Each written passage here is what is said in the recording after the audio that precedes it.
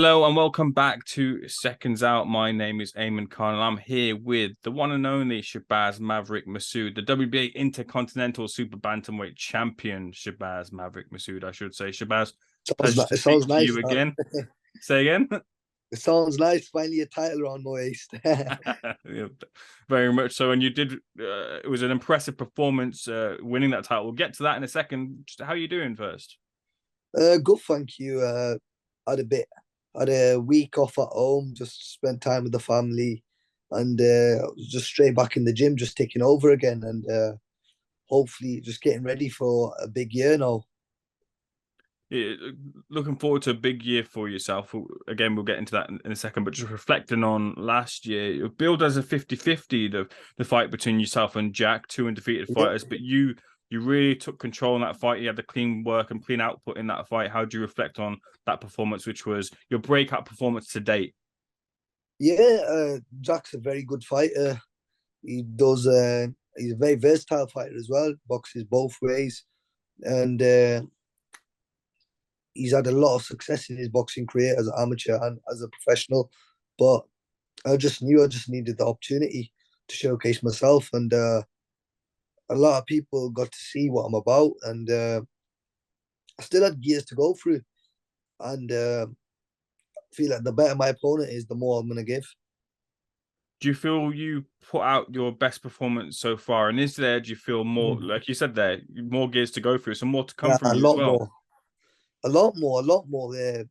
Jack was a very awkward style, a hard style to pin down as well, but I had a good game plan, executed it perfectly, and a lot of people who know boxing who I've spoke to do agree. It was a very it was a competitive fight, but it was a one-sided fight as well. I did a much cleaner work, and then got him out of there, and I felt comfortable in there. I knew I was winning. Mm-hmm. One thing that you might be criticized for is power, but again, you showed that in your fight there that you carried it through and stopped Jack there late in the fight. There is that Mm. something you feel happy in showing and proving people wrong that you can do Listen, that late to fights. in the last four fights, I've had three KOs, the three knockouts.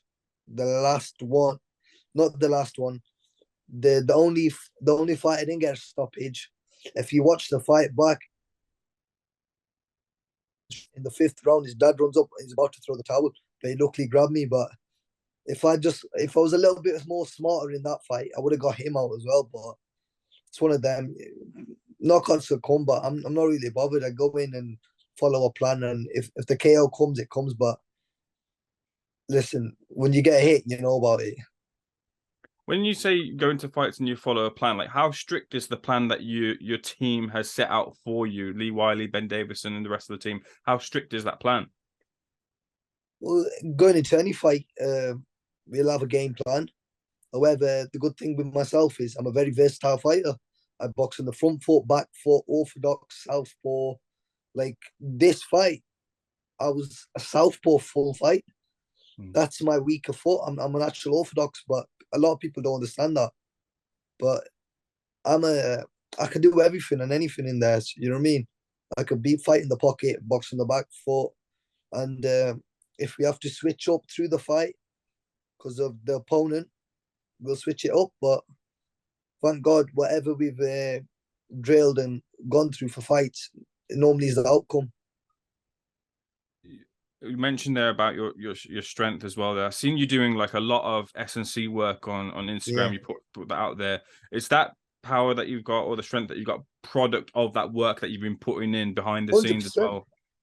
100%. My good friend Base Alpha, Imtiaz Gulam, he's behind my S&C, but it wasn't a part of my routine before.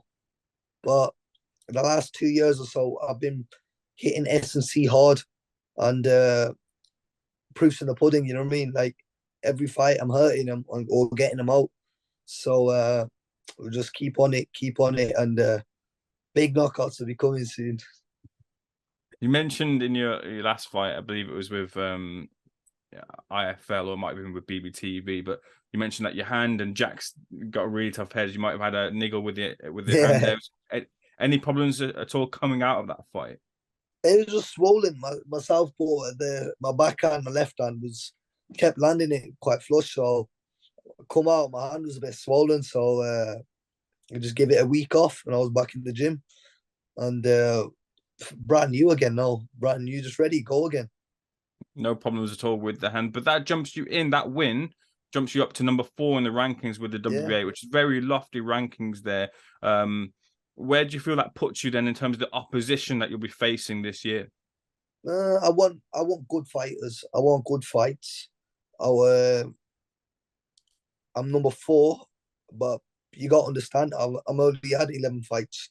For me to be number 4, obviously I'm doing something right, and my performances speak for themselves.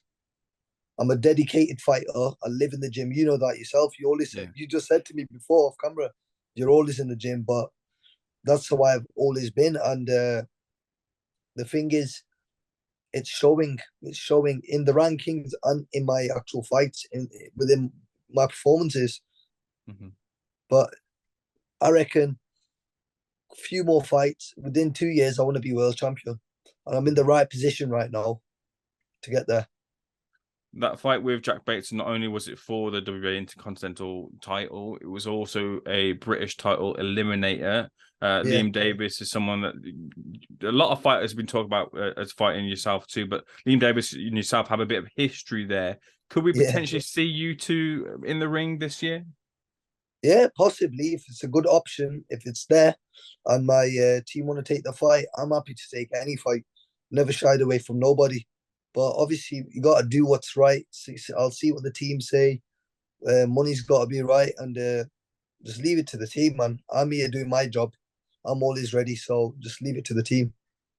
Shabazz, another thing I wanted to mention to you, when you mentioned the team as well, I remember watching your post fight too. You said like Lee Wiley is kind of one of the more unheralded members of the team with the Yeah. analysis. Can you bring me into, give me some insight on what role he plays and how crucial is he to your success as a team?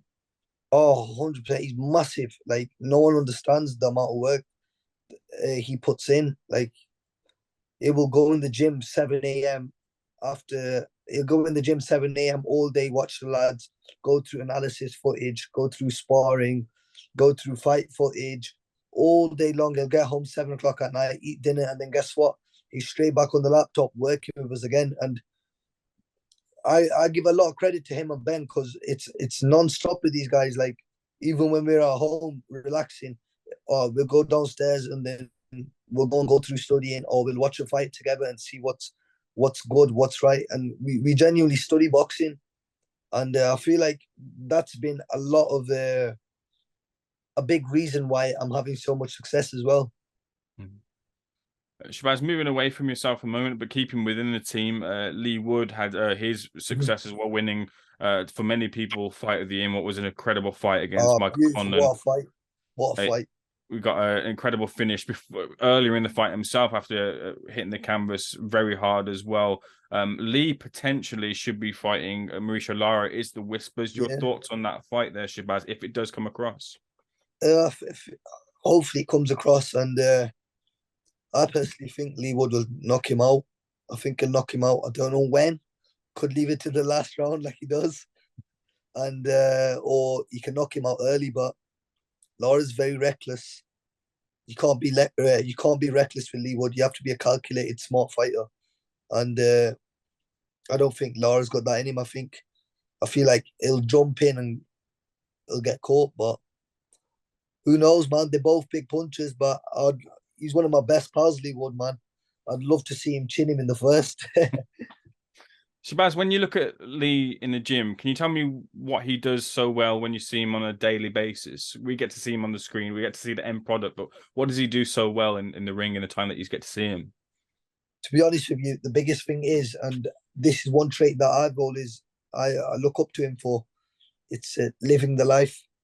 Living the life. Not many fighters live the life outside of boxing. So outside of fights, they don't live the life. That guy there, he'll be in the gym all the time, taking over, keeping his body in check, keeping on it, and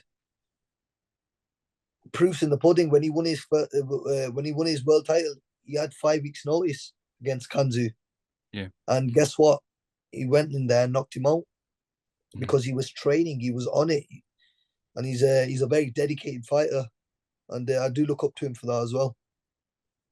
Moving on to, not with the team anymore, but still a big fight coming up for him, that being Josh Taylor against Jack Catterall too. What's your thoughts on that fight?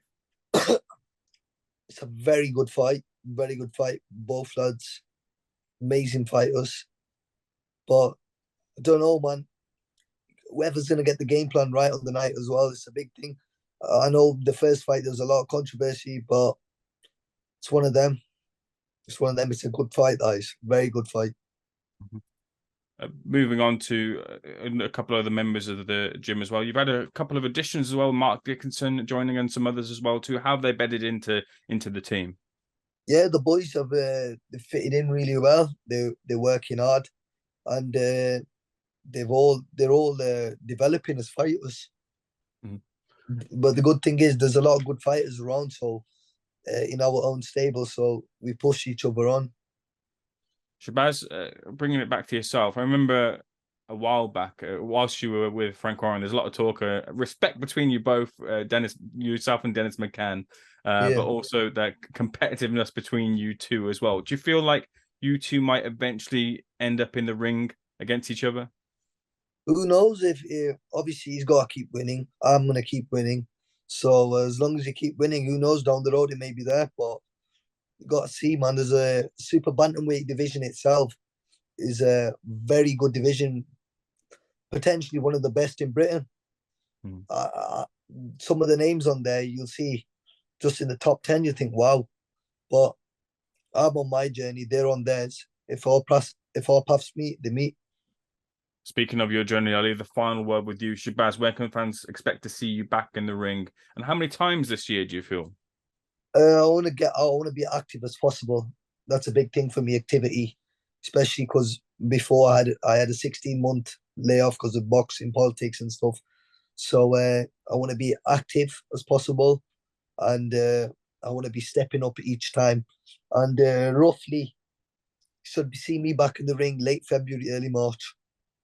Shabaz, looking forward to seeing you back in the ring doing what you do best, and looking forward to seeing you climbing ladder. Thank you for speaking to Seconds Out. Much appreciated, sir. Thank you, brother. Thank you.